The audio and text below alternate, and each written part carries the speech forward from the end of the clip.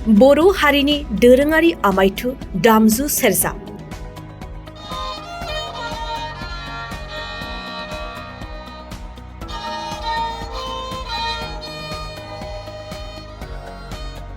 जाय दामजुनि मिलौदो देंखोनि रिंहाबनाय सोदोबा बुहुमनि जिब जिबि साफ्रोमबोनि गोसोखौ मुहिहोनो हानायनि गुन दं।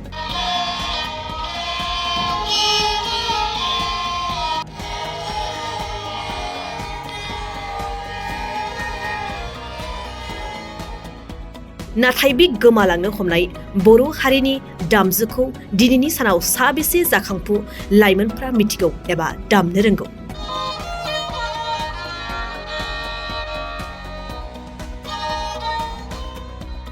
बोहैनाय दैसानि रानज्रिंलांनाय दैखौ सेरजानि मिलौहाब देंखोआ बोहैहोनो हानाय गुना थारैनो बर' हारिनि आमायथु दामजुफोरनि मिलौहाब देंखोआव हाबनानै दं।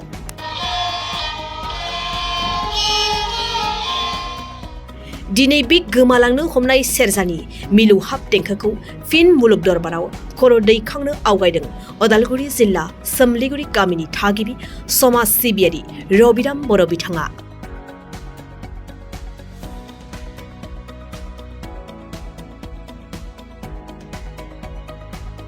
थांनाय 2023 मायथाइनि 19 आगस्ट खालारनिफ्राय उदालगुरि जिल्ला हरिसिंगा ओनसोलनि राजकुमब्रि इंलिस फरायसालिनि गेवलां फोथाराव मोनफ्रोमबो सप्तानि सनिबार सानाव ओनसोलनि उन्दै गेदेर सोलोंसाफोरखौ लानानै बे समाव बेसेन नाङै सेरजा दामनायनि फोरोंथाय बादा होबोबाय थानायखौ बे समाव जों नुबोबाय थानाय जादों।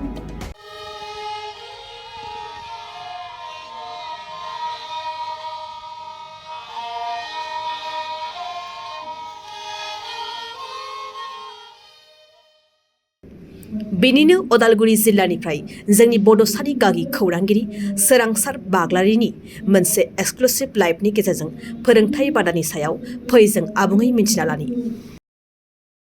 बर' हारि जाय बर' हारिया दिनै बुहुमनि मादावनो बयजोंबो मिथिजानाय आरो सिनायथि जानाय बे बर' हारिया गावनि आंगो होननाय राव दंमोन, धोरोम दङमोन, हारिमु दङमोन, थुनलाइ दङमोन। नाथाय दिनै बायदि बिथिङाव बायदि जि हाबाफारिफोरनि गेजेरजों जों माखासे बिथिंफोरखौ जों खम जालांनो मोननाय नुदों। दा बे जों नैबे समाव आं बुंनो नागिरदों जिहेथु हारिमु, बे हारिमु बिथिङाव जोंहा गोबां माखासे बर'नि दामजु आगजु जेरै खाम, सिफुं, जथा, सेरजा बायदि मिलौदो देंखो गोनां जे दामजुफोर दङ, दिनै बे दामजुखौ जोंहा बाहायनाय एबा दामगिरिफोरनि जि अनजिमा बा संख्या बे दिनै खम जालांनो हमबाय। नाथाय बे खम जालांनो हमनाय जि अनजिमा, बे अनजिमाखौ दिनै बोखांफिननो नाजादों माखासे लाइमोन जाखांफु सेंग्रा आरो सिख्ला बा अन्य बैसोगोरा दिनै सुबुंफोरा। दा नैबे समाव दंफैयो आङो उदालगुरि जिल्लानि सिङाव थानाय हरसिंगा ओनसोलनि जि राजकुमब्रि बाथौ आश्रम इंलिस मिडियाम स्कुल आरो बे स्कुलावनो दिनै थांनाय गोबाव साननिफ्राय बेयाव मोनसे फोरोंथाय बादा होबाय थादों। आरो बे फोरोंथाय बादायानो जाहैबाय जि जों सल'बाथायाव खोनानो मोन्दों जि रानज्रिंनाय दैखौ मोनसे देंखोआ दिनै खोनानाय लोगो लोगो दिनै बै रानज्रिंनाय दैयाबो दिनै बोहैदों होननानै बुङो। आरो बे देंखोआनो ओंखारदोंमोन जि सेरजा, बर'नि आंगो दामजु सेरजा। बे सेरजानि गेजेरजोंनो जों मिथिनो मोनो रानज्रिंलांनाय जि दैसानि दै, बे दैसानि दैयाबो बोहैदोंमोन होननानै जों खुगा खुगा जोङो सल'बाथानिफ्राय जों मिथिनो मोननाय जादों। दा नैबे समाव आंनि केमेरा पार्सन बिथाङा नोंथांमोना दिन्थिगासिनो दङ जिहेथु नैबे समाव दंफैयो आङो हरसिंगा ओनसोलनि नैबे राजकुमब्रि इंलिस स्कुलाव। आरो बे राजकुमब्रि इंलिस स्कुलावनो थांनाय गोबाव साननिफ्राय नैबे जि सेरजा दामनायनि जि फोरोंथाय, बर'नि आंगो हारिमु दामजुखौ फोथांना लाखिनो थाखाय बेयाव माखासे दैदेनगिरि बिथांमोना नैबेबायदि हाबाफारि लानायखौ जोङो नुनो मोन्दों। नैबे समाव आंनि केमेरा पार्सन बिथाङा नोंथांमोननो दिन्थिगासिनो दङ बेयाव माखासे गोबां जि सोलोंसाफोरा बेयाव दिनै आखाइ आखाइ सेरजा लानानै दिनै बेयाव सेरजानि जा मिलौदो देंखोजों नैबेयाव देंखो बोनायखौ जों नैबे समाव जों नुबाय थानो मोननाय जादों। थारैनो जों बुंनांगोन बिथांमोननि जि बेबायदि हाबा, बे हाबाया थारैनो बाख्नायथाव जादों। जिहेथु बेफोरबायदि दामजुआ दिनै जोंनि हारिनिफ्राय गोबां गोजान जालांनायखौ जोङो नैबे समाव जों नुनो मोननाय जादों। आरो बे गोजान जालांनाय जे जोंनि जे दामजुफोर, बे दामजु आरो बे दामजुखौ दिनै बोखांनो लाबोफिननो थाखाय नैबेयाव माखासे जि सोलोंसाफोरा बेयाव माखासे दैदेनगिरिफ्रा बेयाव फैनानै बेबायदि हाबाफारिखौ बोखांफिननो थाखाय मोनसे नैबे सेरजानि जा रैसुमै देंखोनि मोनसे जावरिखांनाय, बे जावरिखांनायखौ लाबोनो थाखाय नैबेयाव बेबायदि हाबाफारि लानायखौ जोङो नुनो मोननाय जादों। दा नैबे समाव आंजों दङ बे हाबाफारिनिनो जि गाहाय फोरोंगिरि बिथां आरो बे फोरोंगिरि बिथांनिफ्रायनो आङो नैबे समाव माखासे बाथ्राखौ मिथिनो नाजानि जिहेथु बिथांमोनानो थांनाय गोबाव साननिफ्राय नैबाव जिहेथु नैबेबायदि फोरोंथाइ बादाखौ होदों होननानै बिथाङा जोङो सुलुंनिफ्राय मिथिनो मोननाय जादों। जोङो मिथिगोन जिहेथु बिथांमोननि जि थांखि आरो नोजोर बे हाबाफारि लानायनि जि उद्देश्य बिनि थांखिया मा बिनि सोमोन्दै जों नैबे समाव जिथु गाहाय फोरोंगिरिया बिथाङा जोंजों लोगोसे दङ जों बिथांनिफ्रायनो नैबे समाव मिथिनो नाजानि। नोंथांखौ गिबियावनो खुलुमग्रोनाय थाबाय। खुलुमबाय, गोजोनथों। जिथु जों बेयाव नुबाय थादों जिथु नोंथाङा बेयाव मोनसे फोरोंथाइ बादा होगासिनो दङ गोबां जिथु सोलोंसाफोरखौ लानानै बिनि थांखि आरो नोजोरा मा? थांखि आरो नोजोरा आं गिबियावनो बिथां बड'सा चेनेलनिसिम आङो गिबियावनो साबायखर बावहरनानै बरायनाय थाबाय। आंनि थांखिया बेनो हारिनि गुबै दामजु सेरजा, बे सेरजाया जोबलांनोसैमोन जिहेतु बेखौ दामोब्ला दुखुथिया जायो होननानै बुंनाय खोमसि फोथायनाय होननानै आङो बुंथारगोन। खारन जोंनि जातीय इन्सट्रुमेन्ट फक ट्रेडिसन इन्सट्रुमेन्ट बेखौ दामोब्लानोखि जे बे जे दुखिया जागोन दुखुथिया जागोन आं बेखौ जेब्लायबो फोथायनो हाया। खारन सान्दो बावदियानि जोङो गोथार सल'खौ नायनो थाङोब्ला जों मिथिगौ जे दैया जेब्ला माने रानद्रिना थानायखौनो दैखौ बोहैहोनो हानाय बे थार सैथोथिया दङ।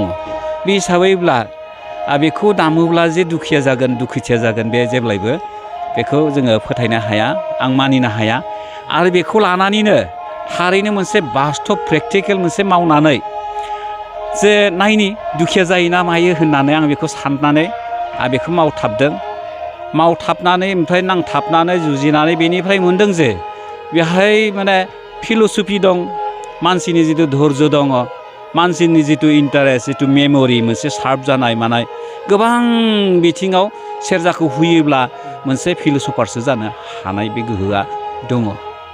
अब्ला जोङो बे सेरजाखौ बिश्व दरबाराव जोङो ओरैबायदि गोसारहोनांगोन। आरो जोंनि बर'नि आखायावल' नङा, जोंनि बर' हारिनिल' आखायावल' नङा, बुहुमाव जेसेबांखि हारि धोरोम थाथों मानो गासै सुबुङानो गासै धोरोमारिफ्रानो बे सेरजाखौ मिलौदोहै दामनो हायोब्लानोखि जोंनि गेजेराव खौसे अनलायनाय आरो जोंनि गेजेराव मोनसे गोथार गोहोनि गेजेरजों जोंनि गेजेराव मोनसे हारिनि मोनसे दामनाय गुबै आगजु सेरजा बेखौ जोङो फोथांना लाखिनो हागोन। आरोबाव बे सेरजानि गेजेरजोंनो जोंनि गेजेराव मोनसे समाव जुदि गिथाव बाथाव जुदि थारैनो बै सान्दो बावदिया जेरैबायदि दै बोहैहोनो हानाय गोहोआ जिथु दङमोन बे मोनसे समाव गोनांथिया जानो हागौ। जेरै उस्ताद तानसेन होनना बुंनाय सासे बिथाङा दिपसन्दि राग खननानै अर जोंब्लावहोनो हानाय गोहोआ दङमोन। आरो मेगा मल्लार राग गायनानै बिथाङा अखा हाग्लांहोनो हानाय बे गोहोआ बे जोंनि संगित शास्त्रआव रोखा रोखा सैथोयै दङ। दा बे हिसाबैनो मुलुगाव सानसे समाव जोंहा सेरजाजों लोगोसे जोंनि खाम सिफुं सेरजा जथा जाबख्रिंनि जिथु रिंखांनाय देंखो बे सानसे जोंनि बर' हारिनि थांना थाथायनि राहा लामायाबो फैगोन। आरो जोङो साइन्टिफिक मथे जोङो मुलुगाव जोंनि हारिनि मोनसे हारिमुखौ जोङो गोसारहोनो हागोन। आरो बिनि गेजेरजोंनो बे मोनसे हारिनि मोनसे दामनाय गुबै आगजु सेरजा बेखौ जोङो फोथांना लाखिनो हागोन। आरोबाव बे सेरजानि गेजेरजोंनो जोंनि गेजेराव मोनसे समाव जुदि गिथाव बाथाव जुदि थारैनो बै सान्दो बावदिया जेरैबायदि दै बोहैहोनो हानाय गोहोआ जिथु दङमोन बे मोनसे समाव गोनांथिया जानो हागौ। जेरै उस्ताद तानसेन होनना बुंनाय सासे बिथाङा दिपसन्दि राग खननानै अर जोंब्लावहोनो हानाय गोहोआ दङमोन। आरो मेगा मल्लार राग गायनानै बिथाङा अखा हाग्लांहोनो हानाय बे गोहोआ बे जोंनि संगित शास्त्रआव रोखा रोखा सैथोयै दङ। दा बे हिसाबैनो मुलुगाव सानसे समाव जोंहा सेरजाजों लोगोसे जोंनि खाम सिफुं सेरजा जथा जाबख्रिंनि जिथु रिंखांनाय देंखो बे सानसे जोंनि बर' हारिनि थांना थाथायनि राहा लामायाबो फैगोन आरो जोङो साइन्टिफिक मथे जोङो मुलुगाव जोंनि हारिनि मोनसे हारिमुखौ जोङो गोसारहोनो हागोन आरो बिनि गेजेरजोंनो बे मोनसे हारिनि मोनसे सिनस्रि जिउ होननानै बुंदों बे गैयाब्ला जेबो गैया। माब्लानिफ्राय बेबायदि हाबाफारिखौ लानाय जादोंमोन? आङो उन्दै बैसोनि समनिफ्रायनो मोनसे नन फर्मेलहै नांदोंमोन आइ आफामोननि फोरोंलांनायाव आरो बिदिनो गामियाव मोनसे खेराइ दङमोन। आंनि गामिया पानेरि सोमलिगुरि, आंनि मुङा रबिराम बर'। आङो जेब्ला जोंनि गामियाव खेराइ दङमोन आं खेराइयाव माने थानानै बेबायदिनो खेराइ जाबथिंनाय बैसागो जाबथिंनाय बै समनिफ्रायनो नाङै बेनिफ्राय 1995आव आङो उस्ताद शिशिर कुमार सुनि सारजों आङो फर्मेलि मोनसे सोलोंदोंमोन। उस्ताद शिशिर कुमार सुनि सार बे आंनि गिबि गुरु। बिनिफ्राय सारा आंनो मोनसे फर्मेलि मोनसे टिचिं मेथडखौ होनो हायैखाय बिथांनियाव सिलेबास गैयैयाव बिथांनिनो शिष्य टंला मिउजिक कलेजाव आङो एडमिसन लायो 1995आवनो लानानै बिनिफ्राय 2000आव आङो BMUSखौ कमप्लिट खालामनो लखनौ भाटखान्डे आन्दाराव लादोङो। लानानै बिनिफ्राय 2000निफ्रायनो आङो फर्मेलि मोनसे सेरजा दाननायनि हाबाफारिखौ नांथाबनानै दिनै मोगथां महराव बेखौ महर होनो हादों। गाहायै सेरजाखौ मा बिफांनिफ्राय बानायनाय जायो? सेरजाखौ गिबियाव मोनसे सिजौ बिफाङा बयनिख्रुइबो साबसिन जायो। सिजौ बिनिफ्राय सेथना, गाम्बारि, सिगुन, सिसु, बेनिफ्राय बिथिं सैतान सेथना होननानै बुङो। आरो बिदि गोबां बिथिंनि गेजेराव माने जाय दंफाङानोखि जेमथा बे जेमथा दंफांनिफ्रायनो बेखौ बानायनाय जायो। जों बेयाव नुदों जिहेथु बेयाव गोबां जिथु नैबे थारफोर दङ आरो थार जों नुदों बेयाव माखासे जिथु बिगुर नुदों बेफोरखौ मानिफ्राय लाबोनाय जायो आरो बेफोरखौ मा बुङो एसे जोंनि नायगिरिफोरनिसिम एसे? आच्छा दा जोंहा सेरजा गंसेया सम्पुर्ण मानसिनि बे अंगजों गोरोबो।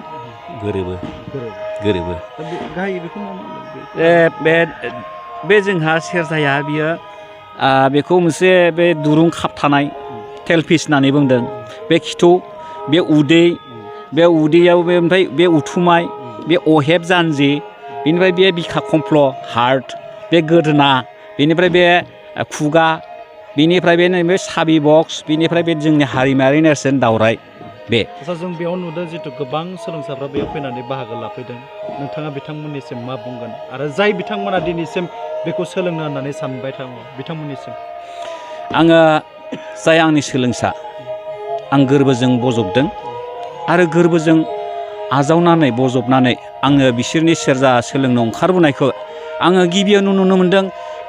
गोबां दुखिया निखावरि सेरजा बायनो हायै बेफोरबायदि न'खरनिफ्रायसो सेरजा सोलोंनो ओंखारबोनायखौ आङो नुनो मोन्दों।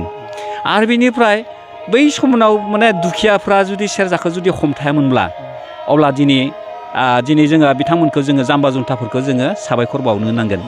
दा बे जाम्बा जल'फ्रा हमथाना लाबोयै दिनै गोरों सिक्खित मानसिफ्राबो बिथांमोननि आखायाव सेरजाया फैबाय आरो बेनिफ्राय बिथांमोननि आखाइनि गेजेरजोंनो नुबाय जे सेरजा सिक्खित मानसिफ्रा सोलोंनानै बेखौ बिश्व दरबाराव माने मोनसे क्लासिकेल मेथडजों मोनसे दामनो हानायनि मोनसे सिस्टेमेटिकआ जोंहा जानानै फैबाय। दा ओंखायनो आङो सिक्खित मानसि बिथांमोनखौबो साबायखर बावबाय। दिनै एम ए फरायनायफोरबो आंनि स्टुडेन्ट दङ, ग्रेजुवेट जानाय बेबायदिबो आंनियाव आखायाव स्टुडेन्ट दङ। दा ओंखायनो बे स्टुडेन्टफोरखौ आङो साबायखर बावदों आरो बिथांमोननो आङो माने दायित्व होदों। बिथांमोना बे हारिनि दाम आगजु सेरजा गुबै बे सेरजाखौ दामनानै आंखौ माने मोनसे समाव आंखौ सोगाबनो हानांगोन होननानै आङो बिथांमोननो दायित्वखौ होनाय जादों। दा बिथांमोना बुंदों जे सारनि जिथु नाजानाय जोङो आगान गोरोबहोफानानै जोङो मोनसे समाव बे मोनसे जोंनि बर'नि दाम आगजु बे सेरजाखौ माने मोनसे समाव ओरैबायदि गोसार होनायाव नाजागोन नांथाबगोन होननानै बिथांमोना आंनो खोथा होननानै दङ। बे समाव बिटिआर गभर्नमेन्टआ गोबां बेबायदि आखायाव लादों जिहेतु सोलोंथाइ बिथिङानो जा हारिमु बिथिङानो जा जिहेतु सेरजायाबो मोनसे हारिमुनि मोनसे आंगो पार्ट बा बाहागो होननानै जों सानो।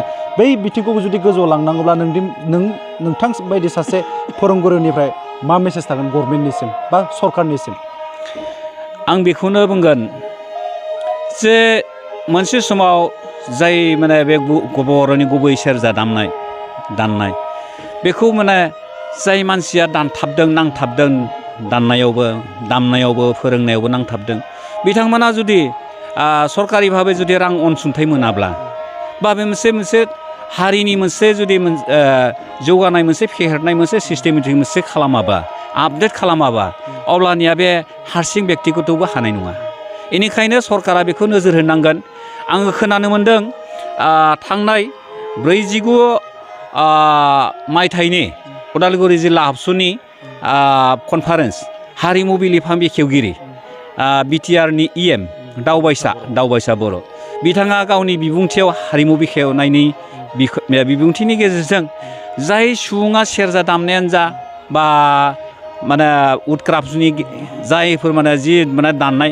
बिथांमोननो बिटिआर गभनिफ्राय माने फाइनान्सियेल एड खालामनाय जागोन होननानै आं खोनानो मोन्दों गतिके बिथांखौ आं साबायखर बावदों दा बिथांखौ साबायखर बावनायनि गेजेरजों बिथाङा थारैनो बेखौ मावफुंथारनो गोनांथिया दङ आङो बेखौनो बुंगोन जे सेरजा दाननाय जोङो मोनसे मा खालामनांगौ वर्कशप लानांगौ आरो मोनसे बेखौ मा खालामनांगौ इन्डास्ट्रि मोनसे सेरजानि इन्डास्ट्रि दाननायनि आरो बेनिफ्राय मोनसे रिसार्च मोनसे इनस्टिटिउट रिसार्च मोनसे दामनायनि बेखौ मोनसे रिसार्च खालामनाय मोनसे इनस्टिटिउट बिदि मोनसे इन्डास्ट्रि प्लास इनस्टिटिउट मोनसे जोंनि गेजेराव नांगोन रिसार्च खालामनायनि बेलायाव दा बेनिखायनो आङो बेखौनो बुंबाय थादों जायफोर माने सेरजा दामग्राफोरजों खौसे जानांगोन खौसे जानानै बेनिफ्राय जोङो बेखौ मोनसे ओरैबायदि गोजौ थाखोआव लांनो नांसिगोन बिश्व दरबाराव बे खोथाखौ आङो सावरायलायबाय थानाय जादों दा जोबथारनायाव जोंनि नायगिरिफोरनिसिम नोंथांनि आखाइनिफ्राय मोनसे मिलौदो देंखो ससेबाबो फुनानै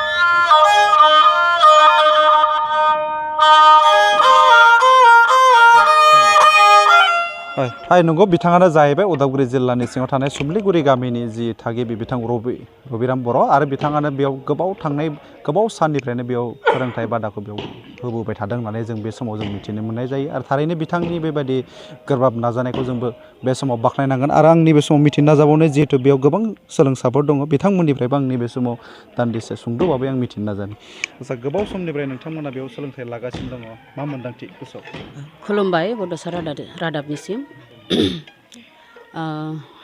दा जोङो सोलोंसा हिसाबै बुंनांसिगोन दा जोङो बर' हारिनि सोमोन्दै जोंनि जि हारिमु जों बेखौ फोथांनो लाखिनो होननानै बयबो खौसेयै नाजाबोदों आं खावलायो बयबो जाहाथे बे खामानियाव बयबो मदद होलायो दासिमाव माबायदि दासिमाव जथेस्थ' आगबारिबाय होनजायो जोंनि गायसननाया आगस्ट 19, 2023आवमोन दा बेसिमावनो जों जथेस्थ' आवगायबाय होननानै जों बुंनो हायो नोंथांमोन बायदिनो गोबां सोलोंसाफोर दंबावो बिथांमोनाबो जिहेतु बेबायदि फोनांजाब राहा गैयिनि थाखाय फैनो हायाखै बिथांमोनखौ मा खावलायगोन बिथांमोना नोंथांमोननि बे बड'सा चेनेलनिफ्राय मिथिनानै जाहाथे जोंनि बे फोरोंगुरु सारनि खाथियाव फैनानै सुलाद लाफैगोन आरो खौरां लाफैगोन होननानै सोलोंफैगोन होननानै गोसो गुदुं सुबुंफोरखौ खावलायनाय जाबाय गोबाङानो बुङो बेखौ दामोब्ला दुखिया जायो निखावरि जालाङो होननानै बे बाथ्राखौ नोंथाङाबो सानो नामा जिहेतु नोंथाङाबो बेयाव सोलोंनो फैदों जों बे बेलायाव बुंनांगोन जोंनि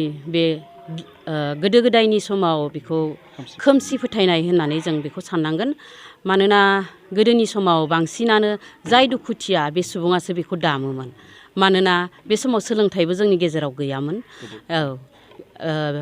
मा होनो दायो आरो गोबां सोलोंथाइनि फारसे बयबो दावगाबाय बयबो बिनि फारसे रिसार्च खालामनो हमबाय गिदिर गोलावफोराबो बेखौ अनसायनो हमबाय बेनिखायनो आं बयखौबो गुरैयै खावलायगोन दे बयबो बेखौ दामबादि निखावरि जागोन बेखौ सानालासिनो गोसो गोरबोजों गावनि लुबैनायखौ हास्थायनायखौ जाफुंहोनो सानोबा बेखौ दामफैनो हायो माने दामनानै गावनि साननायखौ जाफुंहोनो हायो दे एसे दामनानै होलाय बिथाङाबो जाहैबाय जितु बेयाव थांनाय गायसनजेननाय समनिफ्रायनो बेयाव सोलोंसा महरै बाहागो लाफैनाय बिथां गेदेमाजो आरो बिथाङाबो बेयावनो गोबाव समनिफ्रायनो सोलोंनायनि गेजेरजों दिनै बिथाङाबो बेयाव गावनि एसेबाबो नाजानायजों बेयाव रोंगौथिखौ जों मोननो हादों होननानै बुंदों आरो बिथाङा जोंनि सिगाङाव बुंबावदों जिहेतु बेयाव बिथां जितु फोरोंगुरु सार बिथाङा दिनै बेयाव फैनानै फोरोंफैनाया थारैनो मोनसे बाख्नायथाव जादों होननानै बिथाङा जोंनि सिगाङाव बुंथिदों आरो बेजों लोगोसे बिथाङा जि बुंथिबावदों जिहेतु मोनसे समाव जे जोंनि बर' सुबुं माहारिनि गेजेराव मोनसे फोथायनाय दङमोन दि जे सेरजा दामोब्ला बे सुबुङा दिनै निखावरि बा गोरिब जायो होननानै नाथाय बेफोरबादि बाथ्राया थारैनो खोमसि फोथायनाय आरो बे सेरजानि दामगिरियानो साफ्रोमबो दामगिरियानो निखावरि जागोन बे बाथ्राखौ बिथाङा नङा बा सैथो नङा होननानै बिथाङा जोंनि सिगाङाव बुंथिदों आरो दा बेनिखायनो जोंबो खावलायदों जिहेतु जाय बिथांमोना दिनै बेबायदि हारिनि थाखाय जि गोमालांनो हमनाय जि दामजुफोर बेखौ बोखांफिननो नाजानाया थारैनो मोनसे बाख्नायथाव जादों होननानै आरो बिथां जितु फोरोंगुरुआ खावलायनाय लेखा जोंबो बेखौनो बुंदों जितु नैबे बर'नि आंगो जितु आमाय थुख्ल' बायदि जि दामजु सेरजा बे सेरजानि दामनायखौ गोजौ फारसे लांनो थाखाय थारैनो फैबाय थानाय समाव बिटिआर गभर्नमेन्टआ बिनि थाखाय माबा मोनसेबाबो राहा लागोन होननानै नैबे समाव आङो केमेरा पार्सन बिथांजों लोगोसे उदालगुरिनिफ्राय बड'सानि जानानै सोरांसार बाग्लारि